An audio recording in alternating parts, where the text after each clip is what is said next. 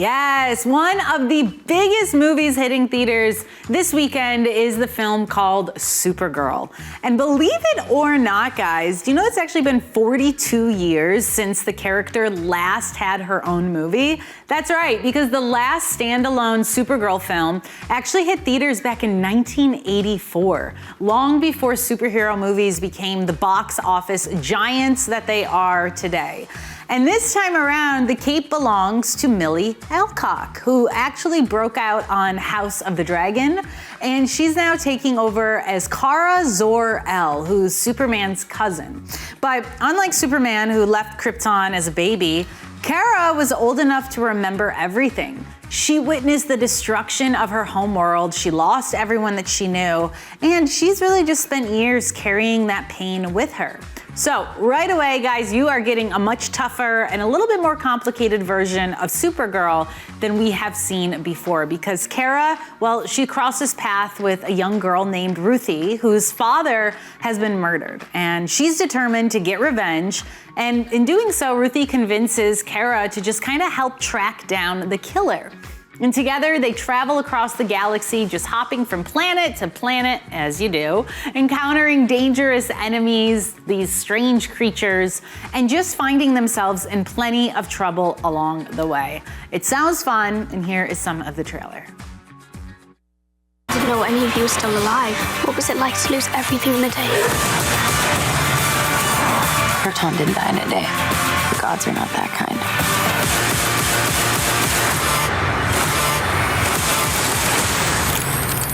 Okay, this does not look like this is gonna end well. For you guys.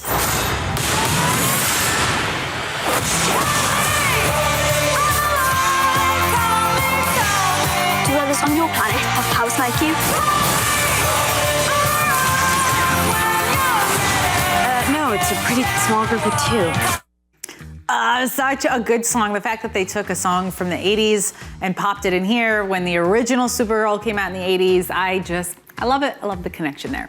And now, guys, let's actually talk about the casting, because comic book fans, they have been waiting for this one for a while.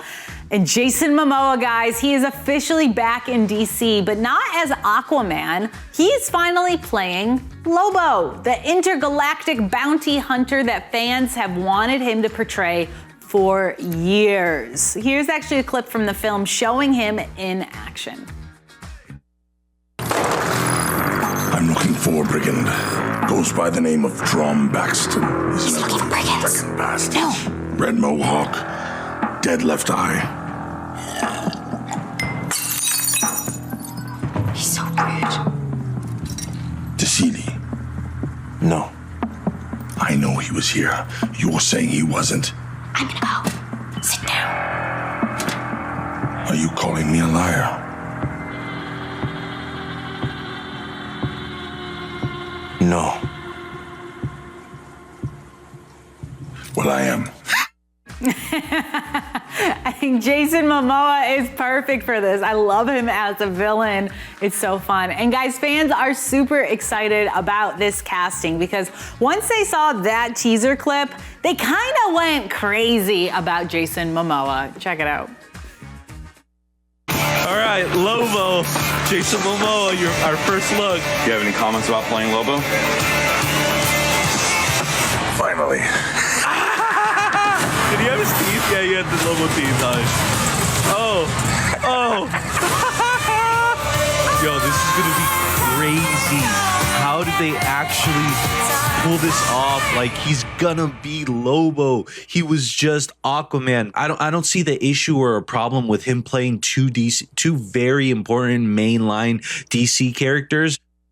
Yeah, and two very opposite DC characters. You have Aquaman, you have Lobo, but I just think it's such a fun casting. Look at him, he's already into it and he's not even on set. Lots of fun. And guys, what's also cool is that Jason Momoa has actually been talking about wanting to play Lobo for years, because he grew up reading the comics as a kid and recently said that getting the chance to finally bring the character to life just kind of felt surreal. And after filming his first scene, he said that it felt like he was born to play the role. Here's more on what he had to say. You campaigned for this part. Well, I just really, yeah, he's my guy. You know what I mean? Aquaman wasn't my guy growing up. I love Lobo, so it's just like, that's just my guy. And I actually thought back then, because I know they're doing Batman versus Superman, I'm like, the only guy that's going to get in the mix. I know I'm not going to play a good guy. They're going to want me to come in and play a villain or someone. And I'm like, oh, it's got to be Lobo because he can fight both of them. Like, that makes sense. And then Zach's like, Aquaman. I'm like, what? You remember the text you sent to them when James and Peter came in? Yes, I mean, right when Peter and James went in, I'm like, yeah, Lobo now. Like, what's going on? Big question mark. He wanted it. He wanted to be Lobo. Was shocked that they wanted him to play Aquaman. He's like, okay, yeah, fine, but what about Lobo? And, well, dreams really do come true. And James Gunn has actually said that there were a lot of talented actresses up for the role of Millie, the one that Millie Alcock got, but she just had something special. And he actually wasn't looking for someone to play Superman's cousin. He was actually looking for someone who could carry an entire movie on their own. And after seeing her audition, he just felt that she was the perfect fit for this version of Kara. Now, that's kind of big for the guy who is running the entire DC Comics world, for him to say that about her. And here's more on what he had to say about that casting. I was excited about doing it, and I said, you know who would be great? This is totally true. I remember on the phone. Hey, you know who would be great as Supergirl? That little girl from House. Are you watching House?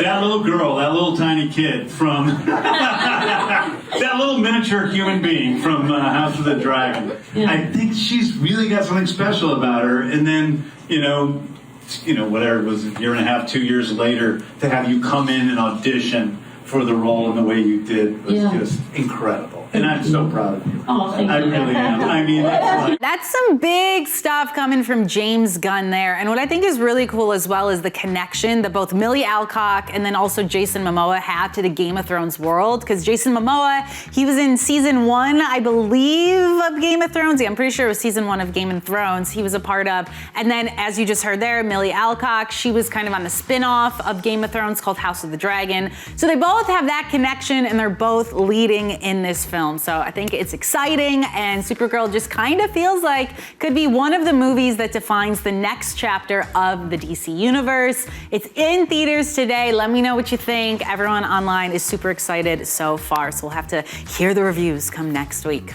All right, guys, moving on to our next scoop that takes us from outer space to the front row of Paris Fashion Week with the film called Couture. So this is the new drama that stars Angelina Jolie. And when you hear a movie is set during Fashion Week, you probably picture designer gowns, right? Celebrities in these glamorous runway shows. And yes, all of that is here, but this movie is really about the people behind the scenes and the very real challenges that they are facing away from the spotlight. So let's get into it. Angelina Jolie, she plays a woman named Maxine, who's this American filmmaker who arrives in Paris during Fashion Week. Now, while she's juggling work and trying to figure out what is next in her life, she receives a breast cancer diagnosis that just completely changes everything. And from there, the film just follows her journey as she tries to navigate this uncertain future while forming these unexpected connections with the people around her. So at the same time, we're then introduced to several other women whose lives intersect throughout the week. So there's this young model who's trying to make it in one of the toughest industries in the world. You have people who are working behind the scenes of the fashion shows, and others that are all just chasing their own dreams while dealing with struggles of their own. So while fashion provides the backdrop, yes, this is really just a story about resilience, friendship, and just how quickly life can change. Here's some of the trailer. So we're gonna run this way. Shadows following you. Hello? I've received your results. You'll have to see someone as soon as possible. But it's not serious, right? I mean, it's not a thing. It's not. You like it? What's going on? Nothing. Don't tell me nothing. You just woke up the set like that. I had an appointment I couldn't change. Il faut agir rapidement. Je vous explique. Il va falloir que vous mettiez votre vie de côté un petit moment. I'm a little scared. Me too. Yeah, you know, this is gonna be a tearjerker. And guys, what makes this project especially interesting is the connection that Angelina Jolie actually has to the material. Because as many people know, Angelina Jolie underwent a preventative double mastectomy back in 2013 after discovering that she actually carried the BRCA1 gene, and she faced a high risk of developing breast cancer. So because of that, a lot of early reactions have really pointed to this being one of the most personal performances of her entire career, which makes sense. Here's more on what she actually had to say about that and the connection to the material. All of us, we go through things in life and we feel very alone, and I've certainly had those moments in that time, and also as a woman who went through cancer specifically, because the fear of it and dealing with my own mastectomy and removing my ovaries when I was to do these things, I think we do think sometimes that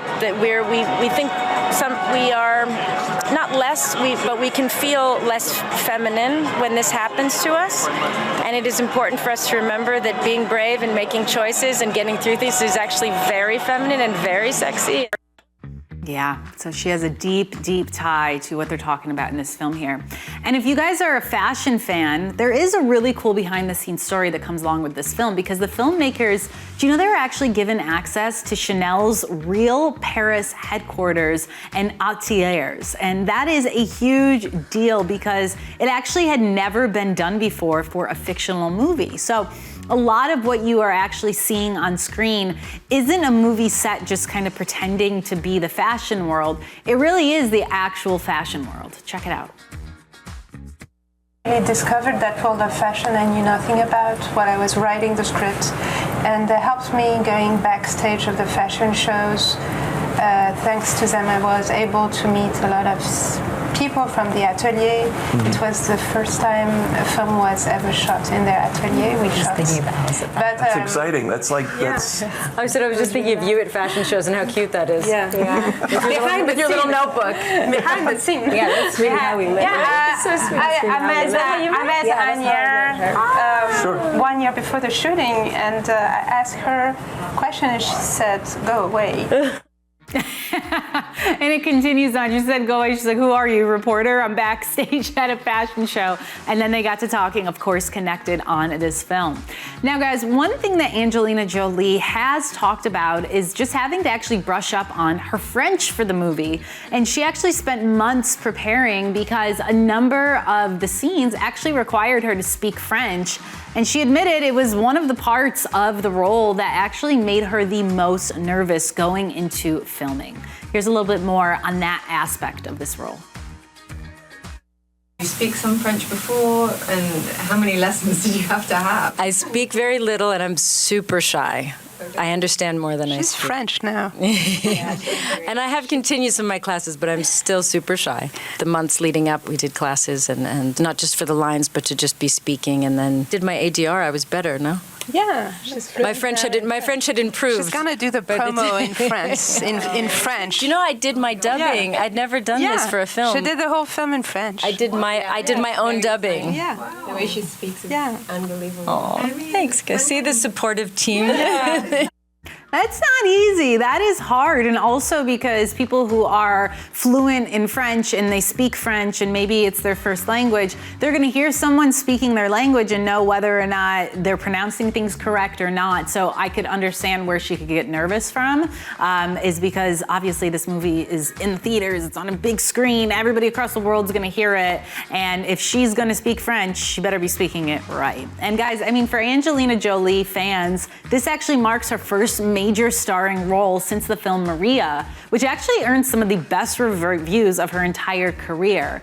And early reactions to Couture to this film, they've actually praised her performance for definitely being emotional, for it being vulnerable, and also just incredibly authentic as well. So yes, there are these beautiful clothes, there's Paris landmarks, and of course, plenty of Fashion Week glamour. But underneath all of that, Couture is really about people just trying to move forward when life throws something unexpected their way. So if you're interested in this, you can check it out for yourself in theaters today. Couture, starring Angelina Jolie.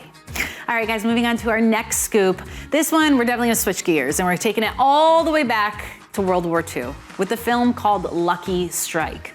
And if you're a fan of old school war movies, well, this one looks right up your alley. So the film actually stars Scott Eastwood, and honestly, the second you see him in uniform, right here even, you're probably gonna do a little bit of a double take because he does look more and more like his dad, Clint Eastwood, every year, in my opinion, kind of wild. Now, the film itself is inspired by true events, and the movie follows an American soldier named John Castle during the Battle of the Bulge, which is one of the biggest and one of the most important battles of World War II. So after being wounded, Castle just finds himself trapped behind enemy lines with German forces closing in around him. So he's completely cut off, he's outnumbered, and he is running out of options. And what makes this story interesting is that he isn't some superhero soldier just like carrying this massive arsenal. Instead, one of his most important tools is actually a military radio, which at the time was brand new technology. So using his intelligence, his quick thinking, and just a little bit of luck, he has to stay alive, avoid capture, and really just try to stop advancing Nazi forces while figuring out a way to make it home. Here is some of the trailer. They're not soldiers, they're murderers.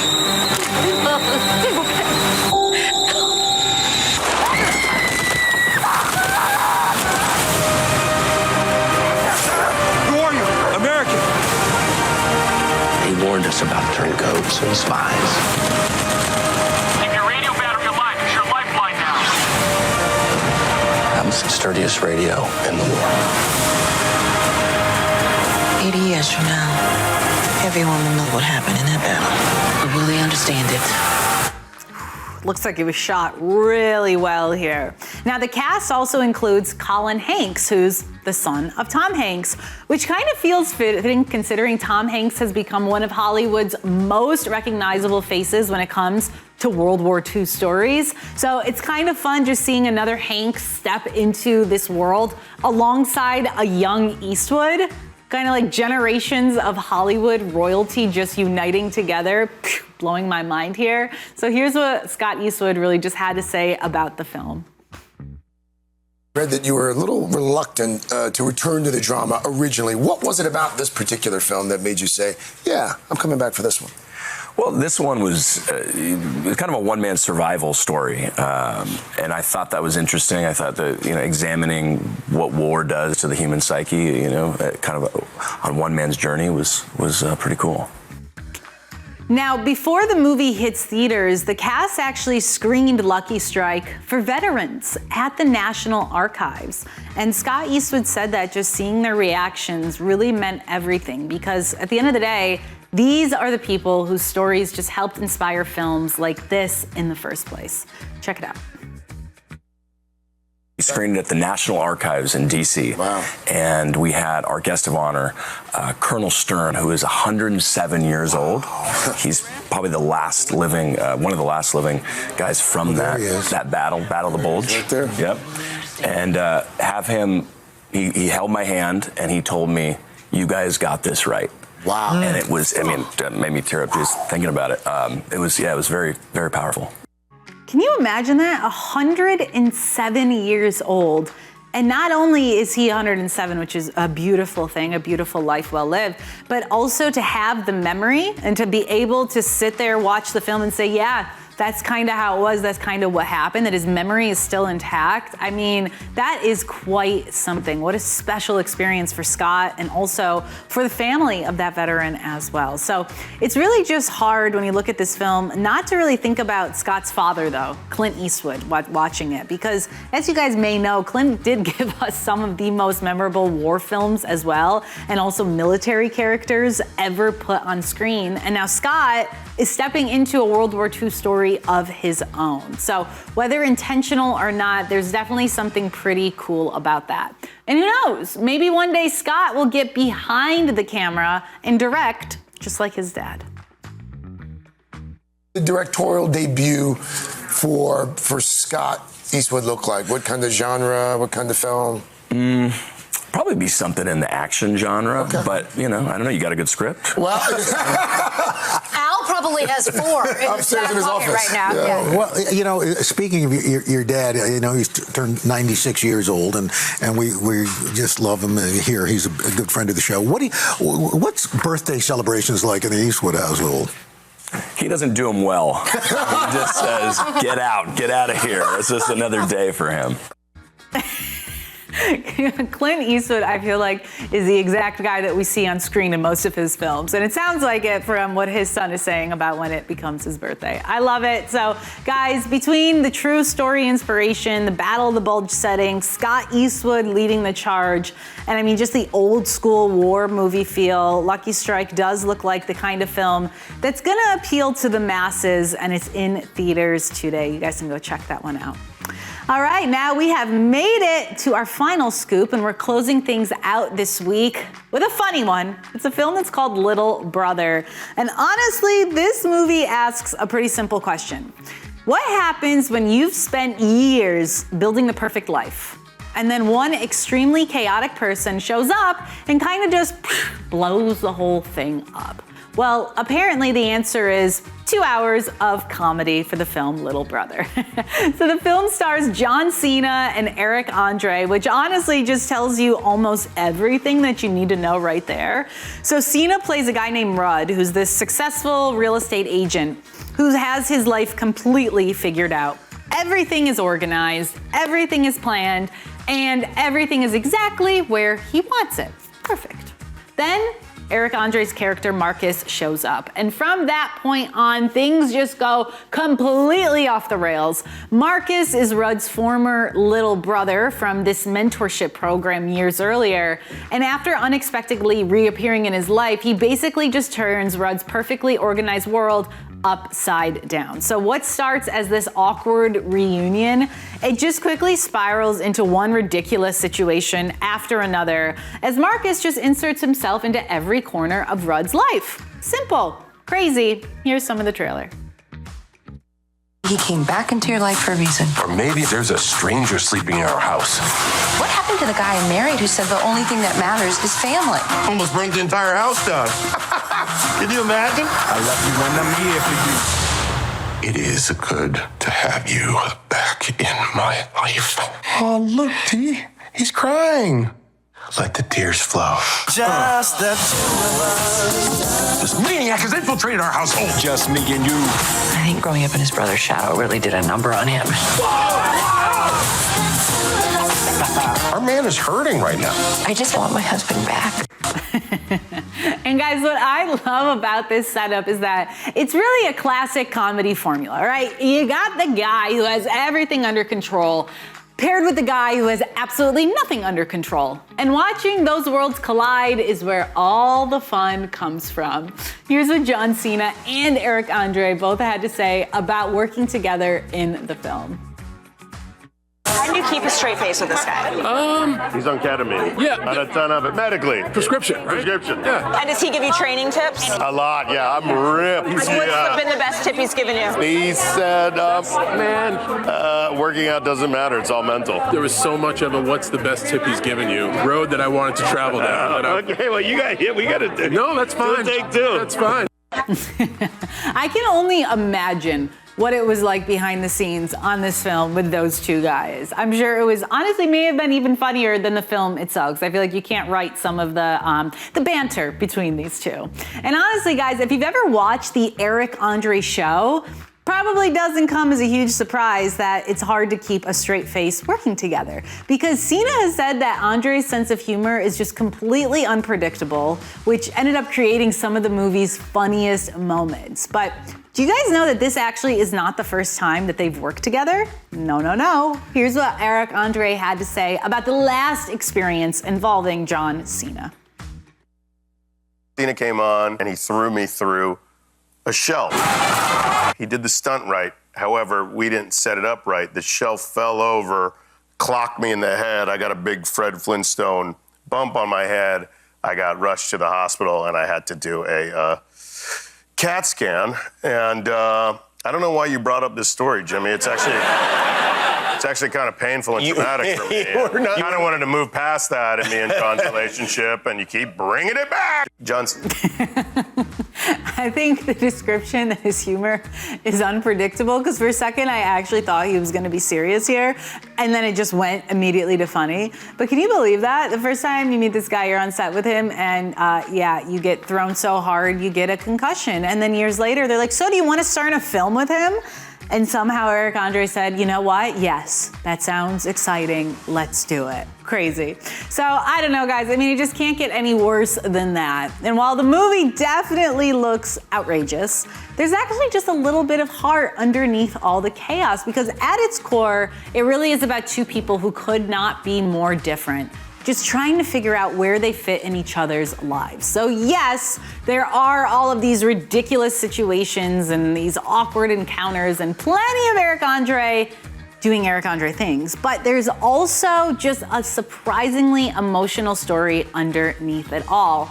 And if you're into this, you can catch it from home tonight as it is available on Netflix, right? So you can watch it from home. You don't have to go out to the theater. Whatever you want to do, you can just pop it on at any time.